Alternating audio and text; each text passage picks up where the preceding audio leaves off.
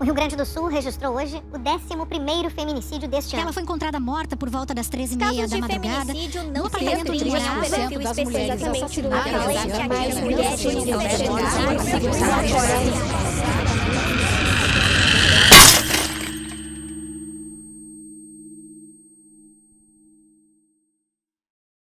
Quando nós estamos dentro do relacionamento, todos esses sinais acabam se tornando leves, invisíveis, sutis.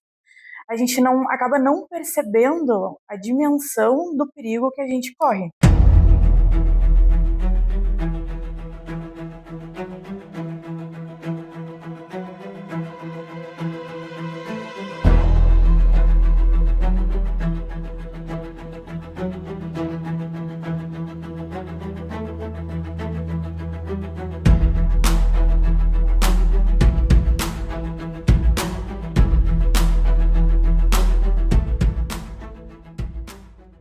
A Bárbara Pena, mais jovem, antes de acontecer toda a tragédia que o Brasil acompanhou, era uma menina muito inocente, que inclusive foi a culpa que eu projeto em cima de mim é essa. Eu era inocente, era uma menina sonhadora, era uma menina muito alegre e que confiava muito nas pessoas que me cercavam. E esses sonhos, essa inocência, eles foram crescendo e me acompanhando. E obviamente foi um dos motivos que ocasionou e fez ocasionar toda essa tragédia que o Brasil conhece. Que foi a tragédia que aconteceu comigo em novembro de 2013. Então ele te conquista, ele se torna uma pessoa provedora, ele se torna romântico, ele se torna cavalheiro, justamente para que essa mulher acabe se encantando por ele e, claro, né, ela acaba se apaixonando, a gente acaba se idealizando aquele homem como um príncipe encantado e conforme o relacionamento vai avançando, inevitavelmente ele vai se mostrando quem é. Ainda hoje, por mais que tenhamos uma enormidade de informações, de recursos disponíveis na mídia, enfim, na sociedade, mas é muito difícil de uma mulher se reconhecer em uma situação de violência que não seja escancarada, que não seja explícita, né? Então aí eu volto naquela questão sociocultural, de quanto tempo a gente, enquanto mulher, se construiu dentro de um cenário de tolerar questões de assédio, questões morais, questões, né, inúmeras de discriminação, preconceito, enfim, e de se naturalizar isso. As violências que eu tive foram psicológicas, morais, né, verbais o tempo todo, e violência patrimonial, no fim, quando tu faz um movimento de libertação. Né? A pessoa manipuladora, eu fui casada com um narcisista durante muito tempo e eu descobri isso só depois que eu entrei pro grupo, porque começou a ressoar com as outras mulheres, por isso que é importante a troca, né? Atitudes, e aí eu fui pesquisar e aí eu me dei por conta que eu estava num relacionamento abusivo, porque até então eu não entendi que aquilo era um relacionamento abusivo. O grupo nasceu durante a pandemia, em 2021. 2020, muitas mulheres estavam presas com seus agressores, passando fome, em depressão, ansiedade. Eram muitos pedidos de ajuda e os órgãos públicos fechados. Nesse momento, elas entravam em contato com as professoras por causa dos vínculos escolares e essas mulheres precisavam de apoio e não tinha como tu não ajudar naquele momento, mesmo em plena pandemia. Não dava para deixar, era uma outra mulher. Eu passei por uma situação de violência em 2014, de um relacionamento abusivo de 24 anos. E naquela época não tinha tantos esclarecimentos como hoje a gente tem as chamadas na internet e nas redes sociais, a divulgação das questões da violência contra a mulher.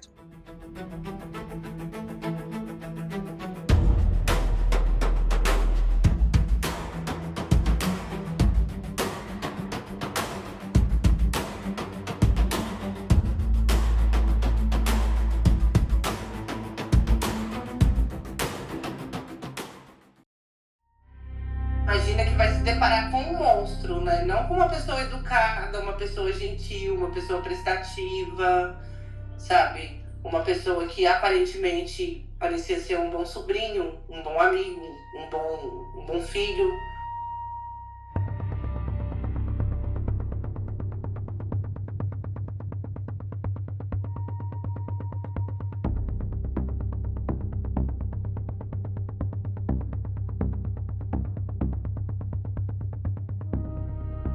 O patrão gostava, o pessoal da empresa aparentemente também todos gostavam dele.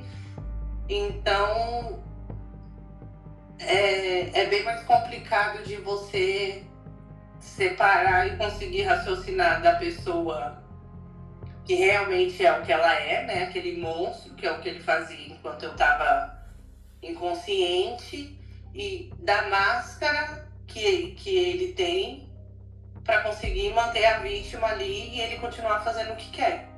Então, assim, geralmente a pessoa que tem esses transtornos, ela dá sinais muito claros, mas a gente está naquela fase do encantamento e a gente não quer entender ou não percebe, né? Só que depois de tu ver, a gente não consegue desver, né?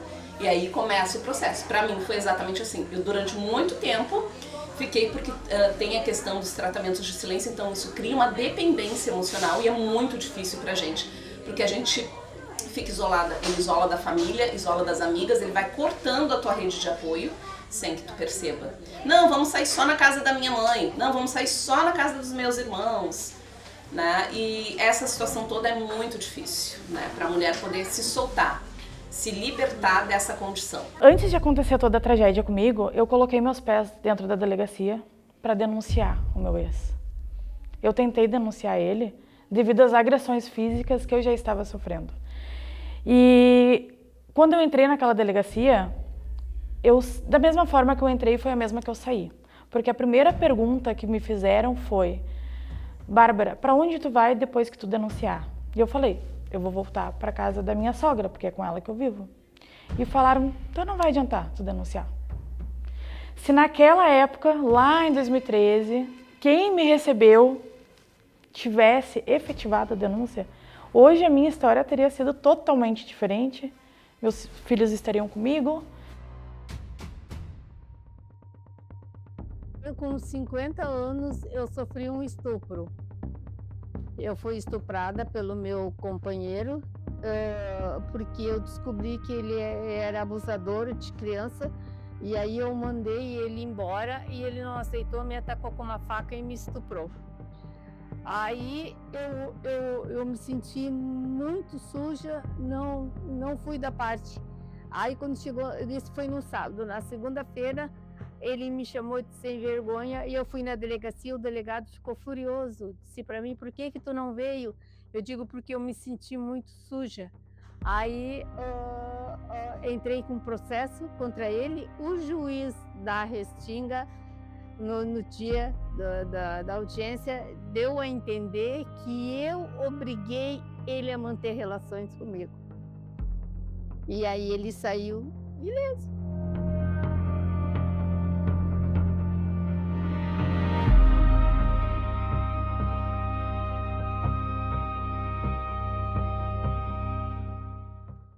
O feminicídio, ele tipificou a violência contra a mulher. E o que aconteceu? No caso da infelicidade dessa mulher que teve essa violência absurda contra ela, ela foi motivo de uma lei, agora que saiu recentemente, né?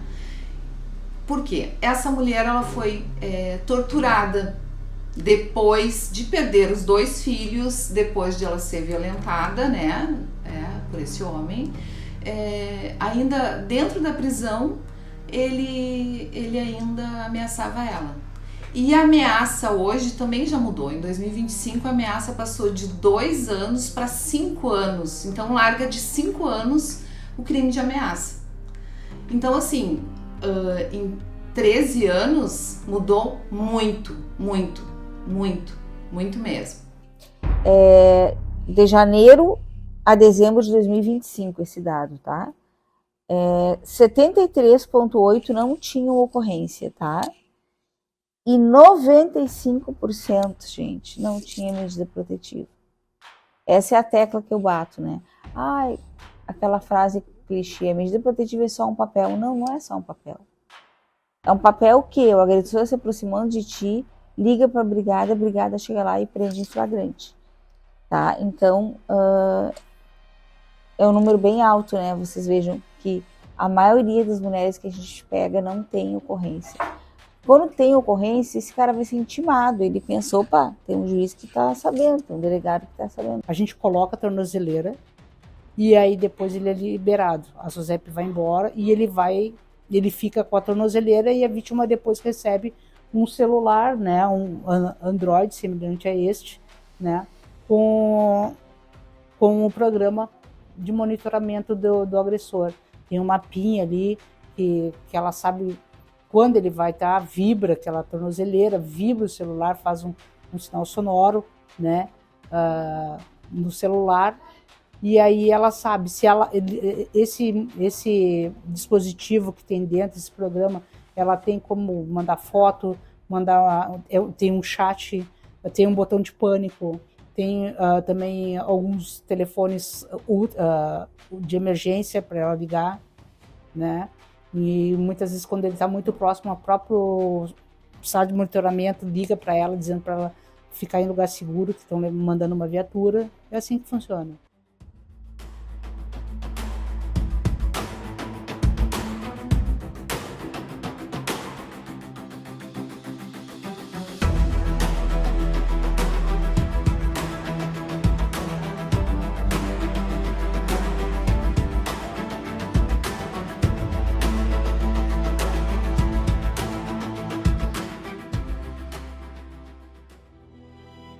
E eu percebo que não é essa a mesma visão do poder público, muito pelo contrário. Eu percebo que o Brasil, infelizmente, conta números. Só que as mulheres, elas não são números. Elas são vidas, são histórias interrompidas, são futuros interrompidos, são filhos que vivem sem as suas mães, são mães e pais que vivem sem essas filhas. Mas, apesar dos anos terem se passado, eu ainda percebo que a rede ainda falha, não só aqui no Rio Grande do Sul, mas principalmente aqui, porque as mulheres que eu atendo, que contam seus relatos, que chegam até mim para contar suas histórias, elas me procuram depois que a rede falha. Se ela não consegue fazer denúncia, se nenhum vizinho denuncia, se nenhum familiar denuncia, a gente não tem bola de cristal, né? Sim. Não tem como saber se ela está sofrendo ou não. Infelizmente, não tem como saber. A mulher vem aqui, ela registra a ocorrência, solicita medida protetiva. A gente tem 24 horas para encaminhar, 48 horas para encaminhar. Só que a gente já encaminha no mesmo dia, todas são encaminhadas no mesmo dia, a gente não espera. E da mesma forma o juiz recebe e ele imediatamente, apesar dele ter 48 horas também, ele imediatamente já analisa esse pedido. Analisando esse pedido, vai para o oficial de justiça, caso seja deferido, e aí esse indivíduo já é intimado, ou pessoalmente ou por WhatsApp. A partir do momento que ele é intimado e ele descumpre, ele vai ser, a gente solicita a prisão preventiva, o juiz defere e a gente prende.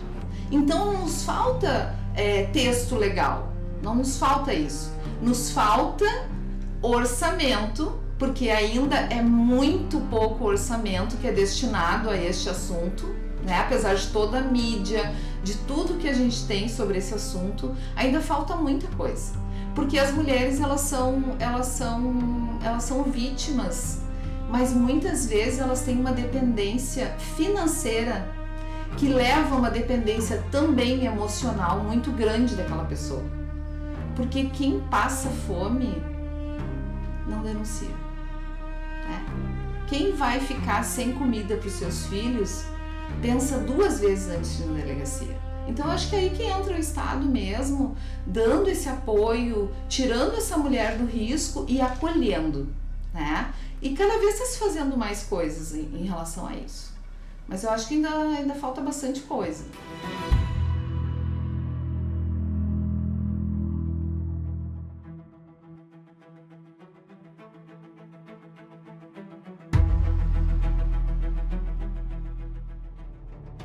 Nós temos que ter, e tivemos alguns avanços, mas temos que ter mais avanços na área de prevenção dessas práticas.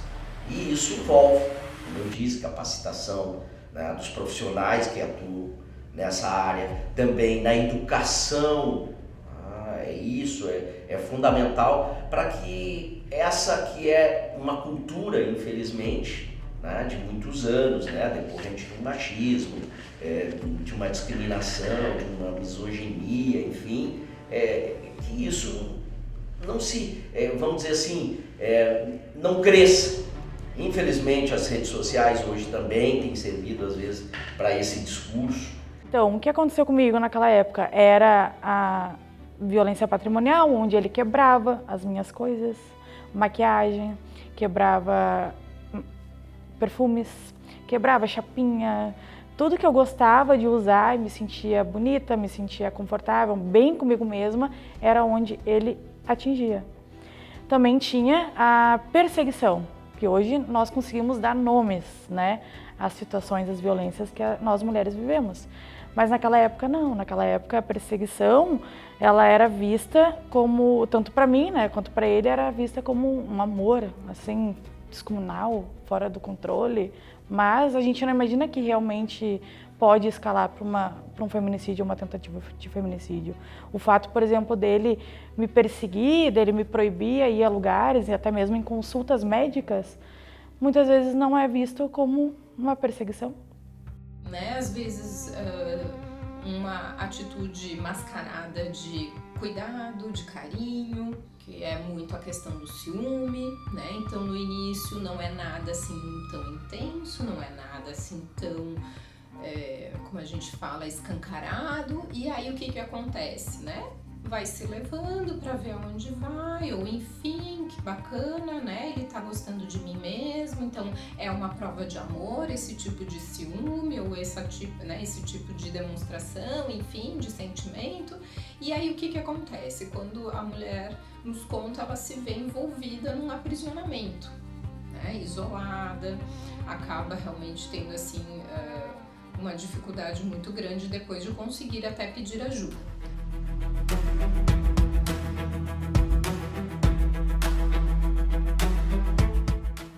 A tragédia foi planejada, tanto é que ele me atraiu até o apartamento com um motivo, com a desculpa de ver os filhos.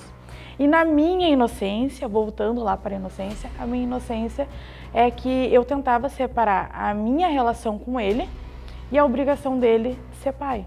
Então, quando ele trouxe essa desculpa de querer ver os filhos, eu achei que eu estava naquele momento fazendo a coisa certa para não gerar mais problemas. Então, iniciou-se justamente por causa desse motivo, porque ele tinha, quando ele ficou sabendo que eu ia começar o meu curso profissionalizante, que ia ser no dia 11 de novembro, ele tinha dito, faço para ver o que vai acontecer contigo. E eu não levei a sério essa ameaça.